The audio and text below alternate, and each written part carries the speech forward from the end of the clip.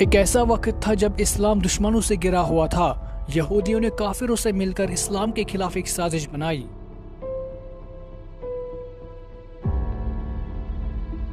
یہودیوں نے کافروں سے کہا کہ اگر ہمارے ساتھ مل جاؤ تو ہم اسلام کو جڑ سے اکھاڑ دیں گے۔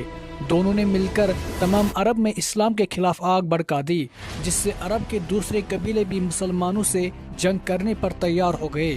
5 ہجری میں 24,000 سپاہیوں کا لشکر مسلمانوں سے جنگ کرنے کے لیے مدینہ کی طرف بڑھا۔ اس لشکر کا سپہ سالار ابو سفیان تھا۔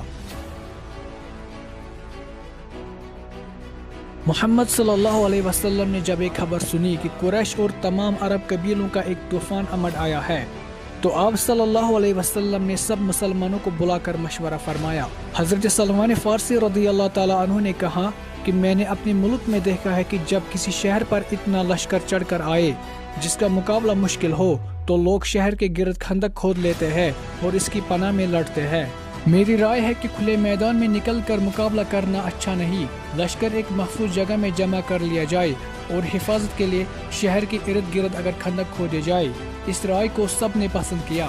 نبی صلی اللہ علیہ وسلم نے 3,000 جانثار جمع کیے اور خندق کھودنے کی تیاریاں شروع کر دی۔ آپ صلی اللہ علیہ وسلم نے خندق کی جگہوں پر نشان لگائے اور تھوڑی تھوڑی جگہ 10-10 آدمیوں میں تقسیم کر دی۔ مٹی کھودتے کھودتے ایک جگہ زمین پر سخت پتھر آ گیا۔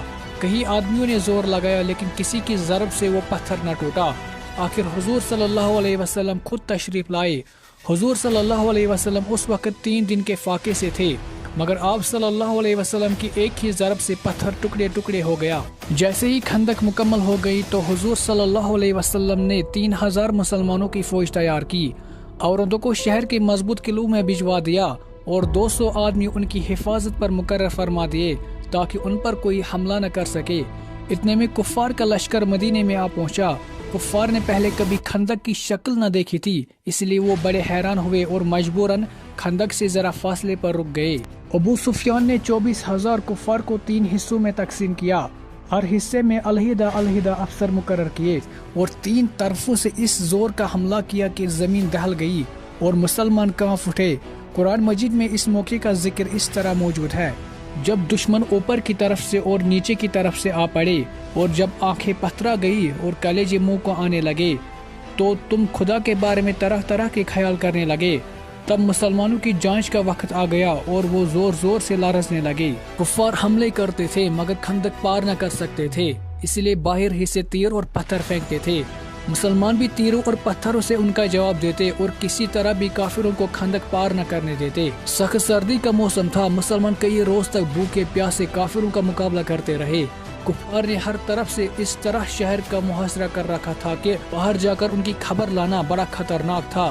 ایک دن رسول اللہ صلی اللہ علیہ وسلم نے اعلان فرمایا: تم میں سے کون ہے جو باہر جا کر کافروں کی خبر لائے؟ اس اعلان پر حضرت زبیر رضی اللہ تعالیٰ عنہ کے سوا کسی کی آواز نہ آئی۔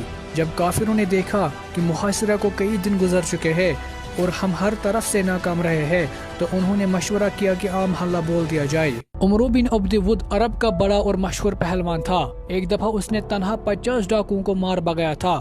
وہ خندق پار کر کے سب سے پہلے آگے بڑھا اور زور سے پکارا: میرے مقابلے میں کون آتا ہے؟ مسلمانوں کی طرف سے حضرت علی رضی اللہ تعالیٰ عنہ نے اس کا مقابلہ کرنا چاہا، مگر حضور صلی اللہ علیہ وسلم نے ان کو روکا اور کہا: علی، یہ عمرو ہے۔ اس نے پھر دوسری دفعہ پکارا: میرے مقابلے میں کون آتا ہے؟ حضرت علی رضی اللہ تعالیٰ عنہ نے پھر جواب دیا: میں آتا ہوں۔ مگر حضور صلی اللہ علیہ وسلم نے فرمایا: علی، یہ عمرو ہے۔ حضرت علی رضی اللہ تعالیٰ عنہ نے عرض کیا: یا رسول اللہ، میں جانتا ہوں کہ یہ عمرو ہے۔ تب حضور صلی اللہ علیہ وسلم نے اپنے مبارک ہاتھوں سے حضرت علی کو تلوار دی اور عمرو کے مقابلے کے لیے روانہ فرمایا۔ جب لڑائی شروع ہوئی تو عمرو نے پہلے تلوار کا وار کیا۔ حضرت علی رضی اللہ تعالیٰ عنہ نے ڈال پر روکا، لیکن وار اس زور کا تھا کہ تلوار ڈال کو کاٹتے ہوئے نیچے نکل گئی اور پیشانی پر آ لگی، جس سے معمولی زخم آیا۔ اب حضرت علی رضی اللہ تعالیٰ عنہ نے وار کیا اور ایسی تلوار ماری کہ عمرو کا کندھا چیرتی ہوئی نکل گئی۔ عمرو گرا تو حضرت علی رضی اللہ تعالیٰ عنہ نے اللہ اکبر کا نعرہ بلند کیا۔ عمرو کے بعد کافروں کے 2 اور مشہور پہلوان زرار اور جبیرہ آگے بڑھے، لیکن حضرت علی کی تلوار کے سامنے نہ ٹھہر سکے اور بھاگ گئے۔ وہ بھاگے تو حضرت عمر ان کو پکڑنے کے لیے دور تک ان کے پیچھے گئے، مگر وہ بچ کر نکل گئے۔ 1 مہینہ ہو چلا تھا، कुफ्फार पूरा जोर लगाकर हमला करते थे मगर उनको कामयाबी न होती थी।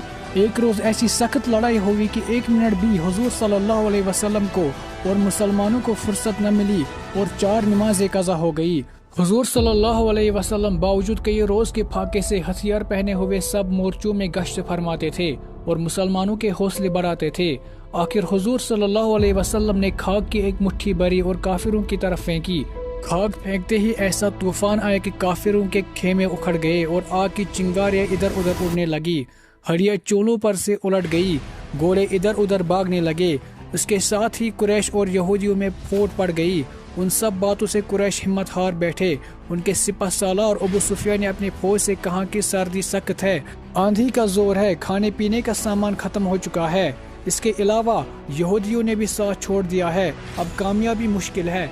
ये कहते हुए कुफ्फार शर्मिंदा और जलील होकर रुखसत हो गए और मैदान दुश्मनों से साफ हो गया। दोस्तों, इस जंग खंदक को जंग अहज़ाब भी कहते हैं। अहज़ाब हिज़्ब की जमा है जिसके माने है गरवा। इस जंग में चूंकि अरब के कई गरवा इकट्ठे मिलकर इस्लाम पर हमला आवर हुए थे, इसलिए इस जंग का नाम जंग अहज़ाब मशहूर है।